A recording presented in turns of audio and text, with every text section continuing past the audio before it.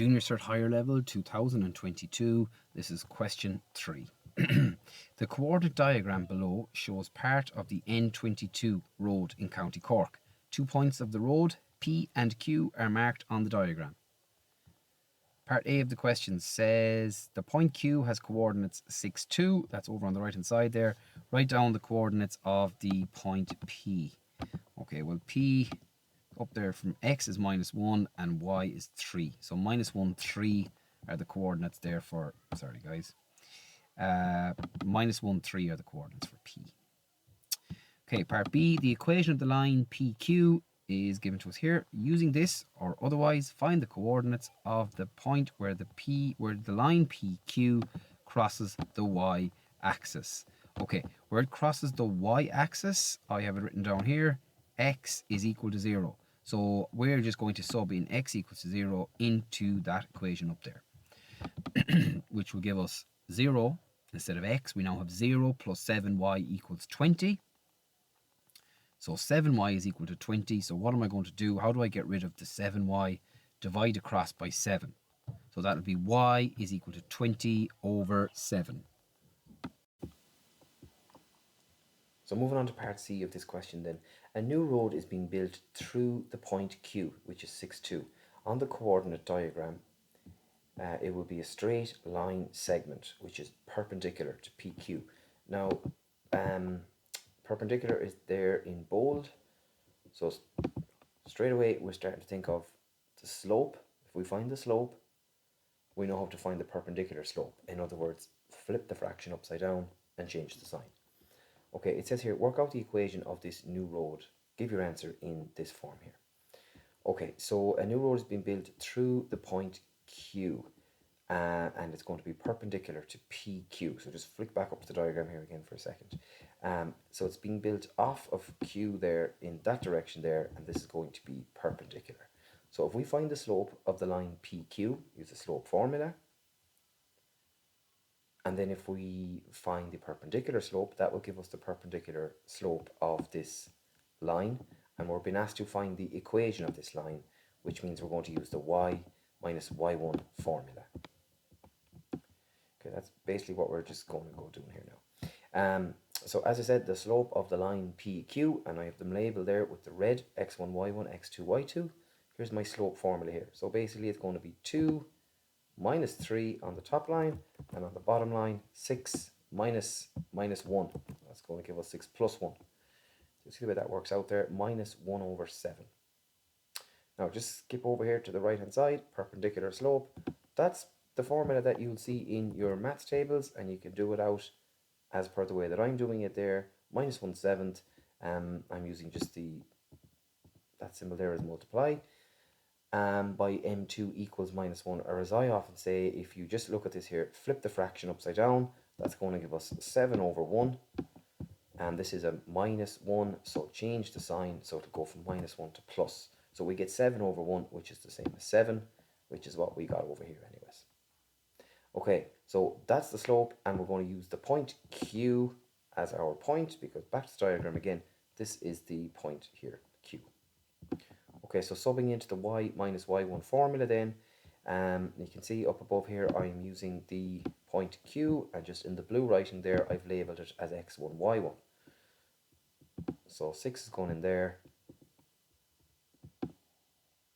2 is going to come in over here, and our slope, our perpendicular slope, m, is going to get popped in there.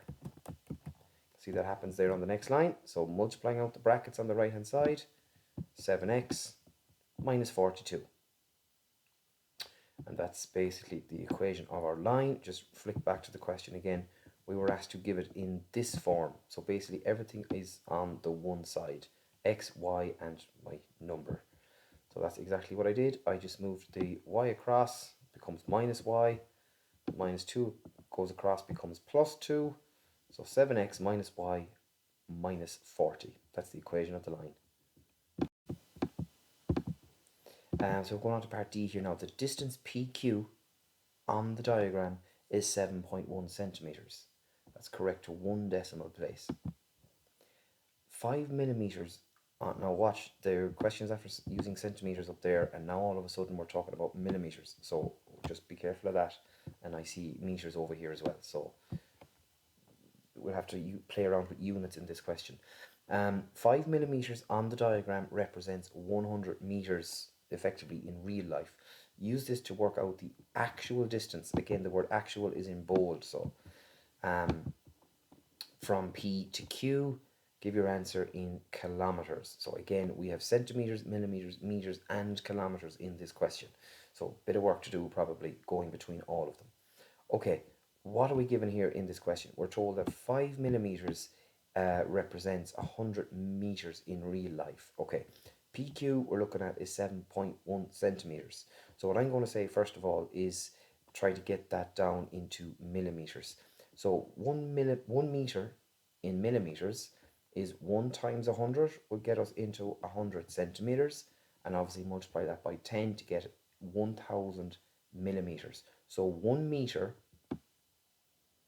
is equal to 1000 millimeters.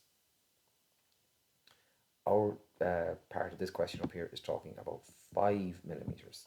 So that's the first part. So 5 millimeters is equal to 100 meters. And what's that in millimeters? As you can see here, I'm just multiplying by 1000. So 5 millimeters is equal to 100,000 millimeters. Now again, how do I get what 1 millimeter is? I'm going to divide the left hand side by 5, which gives me 1. I'm going to do the exact same thing on the right hand side. So divide that by 5 and I get 20,000. So what does all this mean? It means that if I'm looking at 1 millimeter on the map, I'm actually looking at 20,000 millimeters in real life. Let's just put a little box around that there for a second. Now, we're not talking about either of those numbers in our question up here. We're talking about 7.1 centimeters. Okay, so what I said here is 7.1 centimeters in millimeters. Again, what's that? Multiply that by 10. So 7.1 times 10 is 71. So effectively, what we're going to have to do to this guy over here is we have to multiply that by 71 to get it up to 71 millimeters, which is 7.1, which is, remember, what we're being asked to find in the question. Okay, so if we multiply, just moving over to the right hand side of the screen here now, guys, we go from 1 is to 20,000, that's 1 millimeter is to 20,000 millimeters. If we, on the left hand side here, go from 1 to 71, what did we do? We multiplied by 71, which means I'm going to do the same on the right hand side. That's 20,000 times 71, which gets quite a large number there, over a million. Now, what does that actually mean? That's 1,420,000 millimeters in real life. That is the answer. Again, just flick back to the question. The last part of the question mentioned give your answer in kilometers. So we have a number that doesn't really make a lot of sense to anyone, 1,420,000 millimeters. So what am I going to do? I'm going to have to divide that down to get it into centimeters, meters, and then kilometers. So what am I doing here? From millimeters to centimeters, I divided by 10. How do you go from centimeters to meters? Divided by 100. And when you're at meters, how do you go to kilometers? In other words, how many meters are in a kilometer? There's 1,000. So this last section there, I divided by 1,000.